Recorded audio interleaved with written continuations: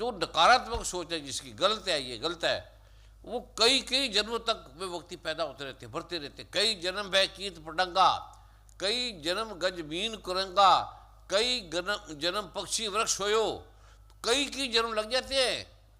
तो जब आप सकारात्मक करेंगे, सोच आपकी सकारात्मक होगी, नकारात्मक नहीं होगी। हाँ हाँ हमने दे दिया, हमने छोड़ दिया, प्रभु आपका शरीर है, आपने दे दिया, आपका है। शरीर में किसने सुख देखा है? लेकिन शरीर में ही आनंद है।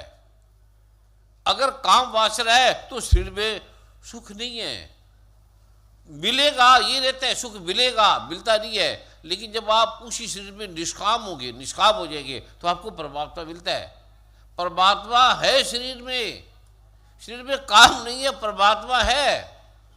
तो भगवान श्री कृष्ण ने शरीर में से राम को निकाला, परमात्मा को निकाला, बंसुरी को निकाला, शरीर में राम को निकाला। मीरा ने देखा, राधा ने देखा। अभी जितने लोग जाते हैं वो काम, अगर काम ही ना हो तो वो भी नहीं दिखेगा। शरीर में काम रहा तो शक्ति नहीं होगी। उस शक्ति को कैसे मूलाधार से शस्त्रार में लाना, ये भगवान श्री कृष्ण ने दिया, रोक दिया। स्वर के द्वारा, नृत्य के द्वारा, बांसुरी के द्वारा। खराब नहीं बोलना।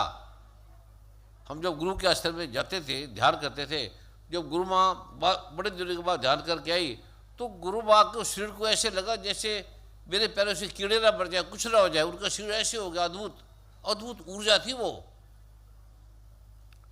तो वो कभी ऐसी साधना भी भाई श्री मनदीप जी, रितु जी ऐसी साधना को बड़ा जानते हैं, बड़ा करते हैं।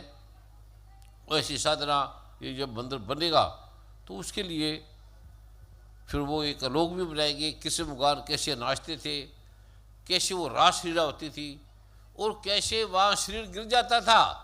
उसमें नाचते नाचते शरीर गिर जाता है, और शरीर के बिना आपको लगा अरे ये तो मैं हूँ।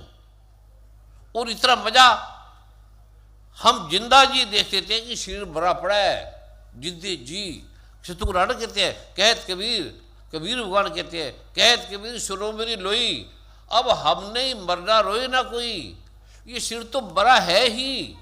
कृष्ण भगवान गीता में कहते हैं ये शरीर तो बड़ा ही है, वस्त्र है, इसके लिए तू क्या रोता है, क्या जीता है, इसके पार तो जा।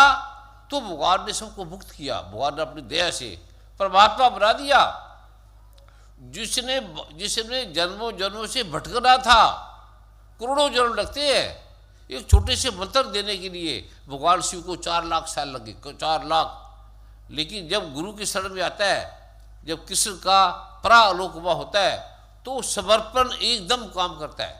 समर्पण में मन बुद्धि चली जाती है तो परापुरुष हो जाती है। ये उसके भगवान शिव ने कई आयाम दी है, कई मेडिटेशन दी है। वर्लिंग मेडिटेशन है, अलग अलग मेडिटेशन है। भगवान शिव ने 112 विधियाँ दी गई है, तो कभी आपको वहाँ पर कराएंगे।